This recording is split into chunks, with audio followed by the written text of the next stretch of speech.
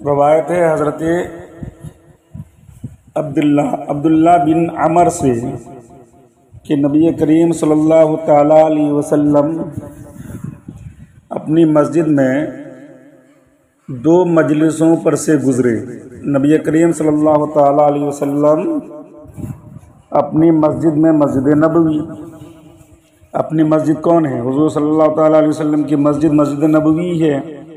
تو مسجد نبوی میں سے جب گزرے تو دو مجلسوں کو آپ صلی اللہ تعالیٰ علیہ وسلم نے دیکھا۔ مسجد نبوی شریف میں بہت بڑی مسجد ہے، اتنی بڑی مسجد ہے کہ اور خوبصورت بھی بہت ہے۔ دیکھو بیٹھے رہو تو سکون معلوم ہوتا ہے، بیٹھے رہو تو بیٹھے رہنے کا ہی جی کرتا ہے کہ بیٹھے رہیں یہیں پہ اور عبادت کرتے رہیں۔ اور اوپر تو جھومر، اتنا جھومر ہے اور پورا جھومر بالکل جگمگا رہا ہے۔ کیا نام کہتے ہیں، اگر دیکھا جائے تو لگتا ہے کہ جتنے بھی جھومر ہے سب جو ہے سونے کا بنا ہوا ہے، اور لائٹنگ کا تو کوئی بات ہی نہیں ہے، اس طریقے سے لائٹنگ ہے۔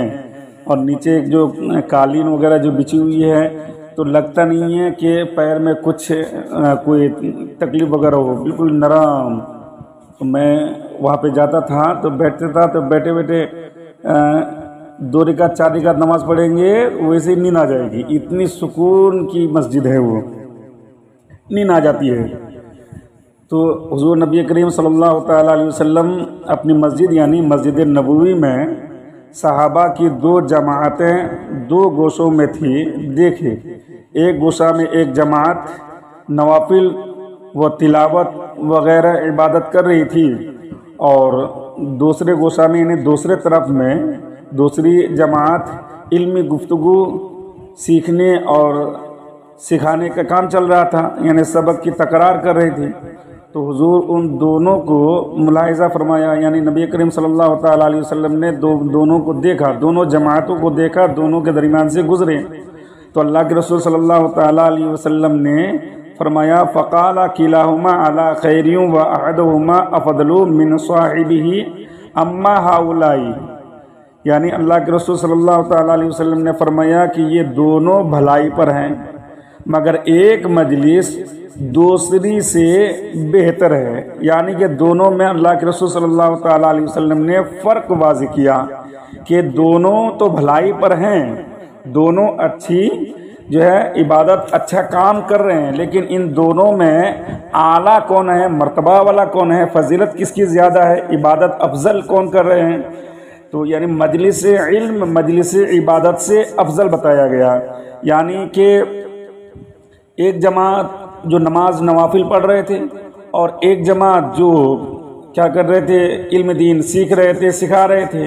تو اللہ کے رسول صلی اللہ تعالیٰ علیہ وسلم نے ان دونوں جماعتوں میں جو جماعت علم دین سیکھ رہے تھے، سکھا رہے تھے، اس کو اللہ کے رسول صلی اللہ تعالیٰ علیہ وسلم نے افضل قرار دیا، یعنی مجلس علم مجلس عبادت سے افضل ہے۔ اس کی وجہ آگے بیان کیا جا رہا ہے، آگے جو ہے اس کے بارے میں آ رہا ہے۔ تو اللہ کے رسول صلی اللہ تعالیٰ علیہ وسلم نے فرمایا کہ یہ دونوں بھلائی پر ہے، مگر ایک مجلس دوسرے سے بہتر ہے۔ لیکن یہ لوگ اللہ سے دعا کر رہے ہیں، اس کی طرف راغب ہیں، اگر چاہے انہیں دے چاہے نہ دے، یعنی اللہ تبارک و تعالیٰ کی بارگاہ میں دعا اور جو ہے اللہ تعالیٰ کو پکار رہے ہیں۔ تو فیدعون اللہ تعالیٰ کو بلا رہے ہیں، دعا کر رہے ہیں۔ یہاں فیدعون بلانے کے جو ہے معنی میں، فیدعون پکار رہے ہیں، بلا رہے ہیں۔ ویرغبون الیہ فإن شاء اعطاہم، تو اللہ تعالیٰ چاہے تو اس کو عطا کر دے، اور اللہ تعالیٰ چاہے تو نہ عطا کرے۔ وہ اللہ کے ہاتھ میں ہے، دینا نہ دینا وہ اللہ کے اختیار میں، وہ چاہے تو دے سکتا ہے، چاہے تو نہیں دے سکتا۔ تو اللہ کے رسول صلی اللہ تعالیٰ علیہ وسلم نے فرمایا کہ فَيَدْعُونَ اللَّهَ وَيَرْغَبُونَ إِلَيْهِ فَإِنْ شَاءَ أَعْطَاهُمْ وَإِنْ شَاءَ مَنَعَهُمْ، چاہے تو فَإِنْ شَاءَ أَعْطَاهُمْ عطا کر دے، وَإِنْ شَاءَ مَنَعَهُمْ چاہے تو منع کر دے، دے بھی سکتا اور نہیں بھی دے سکتا۔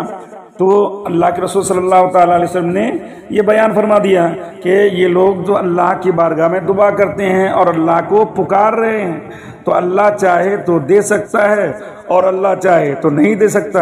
عابدوں کی محنت اپنی ذات کے لیے ہے جس کی قبولیت اور ثواب یقینی نہیں، کیونکہ یہ اللہ کے کرم پر موقوف ہے اور اس نے ان چیزوں کا وعدہ نہیں فرمایا۔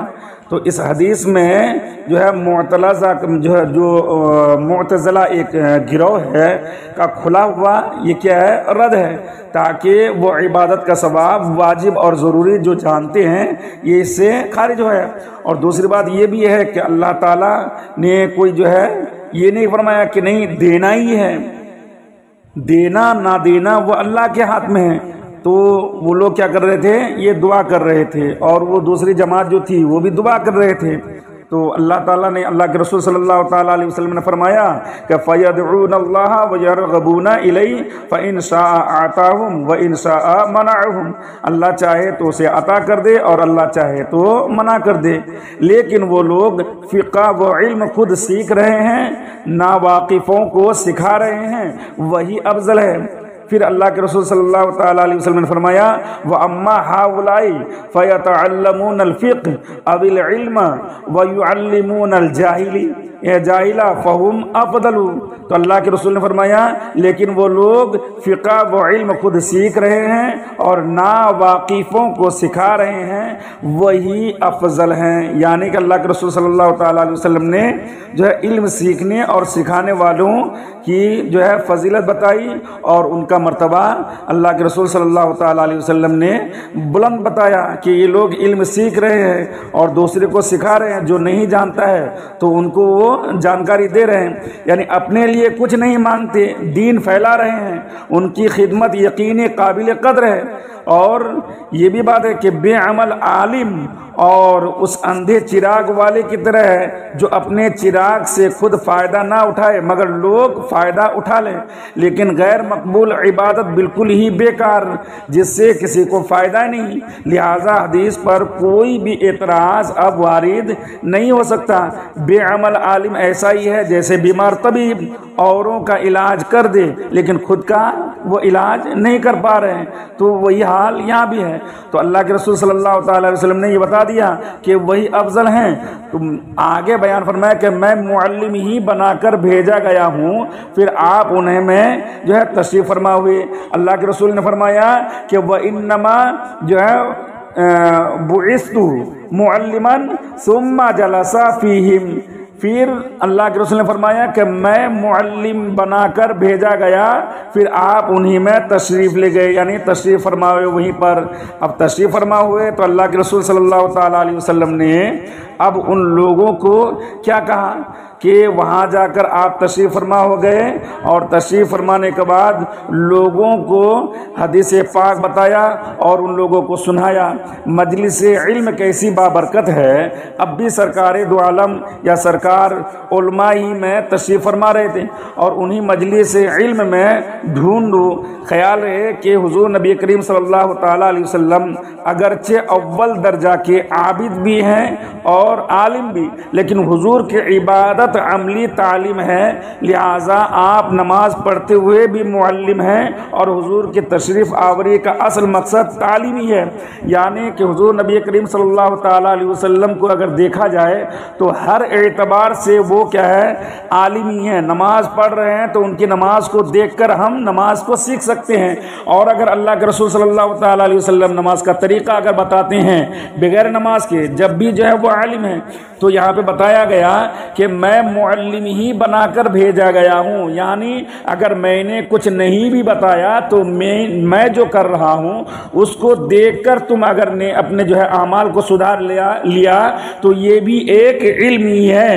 اور حدیث یہی ہے کہ اللہ کے رسول صلی اللہ تعالیٰ علیہ وسلم کے جو ہے فعل اور ان کا جو ہے قول و فعل اور ان کا خاموشی اختیار کرنا، یہی حدیث ہے اور ہمارے لیے یہی شریعت ہے۔ تو یہاں پہ وہی بتایا گیا کہ وَإِنَّمَا بُعِثْتُ مُعَلِّمًا ثُمَّ جَلَسَ فِيهِمْ، میں معلم ہی بنا کر بھیجا گیا ہوں، پھر آپ انہی میں تشریف لے کر گئے۔